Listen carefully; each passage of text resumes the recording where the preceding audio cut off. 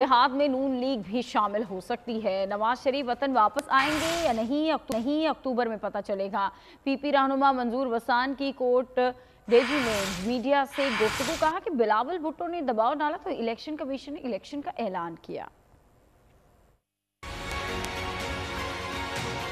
यार ये तो बड़ी हादसा, आपको पता है कि हमेशा ये इत्तेहाद बनते हैं। एमक्यूएम भी हमारे जीडीए वालों के साथ और उसके साथ साथ मौलाना फजल रहमान साहब भी वो उनके साथ होते हैं। हो सकता है कि नवाज लीग भी आगे चल करके उनके साथ हो। तो ये इलाक होंगे पहले कब, जब फेयर इलेक्शन हुई है, इलाक के बनने के बाद कोई उन्होंने सीटें जीती हैं तो अब जीतेंगे। ये बिलावल साहब का प्रेशर भी था और स्ट्रेटेजी भी थी इलेक्शन कराई जाए, क्योंकि पहले भी 90 डेज की जियाउल के टाइम में भुट्टो शहीद जब था तो उस वक्त 90 डेज में कहा गया था कि इलेक्शन होगी, लेकिन नहीं हुई। तो शको शबात थे। तो इस वजह से, प्रेशर के वजह से या स्ट्रेटेजी के वजह से उनको ऐलान करना पड़ा। कि देखा जाए कि हालात पे ये मुंतजर है कि वो आ सकता है या नहीं आ सकता है, ये अक्टूबर में ही मालूमात हो जाएगी, लेकिन आना पड़ेगा मेरे ख्याल में आना।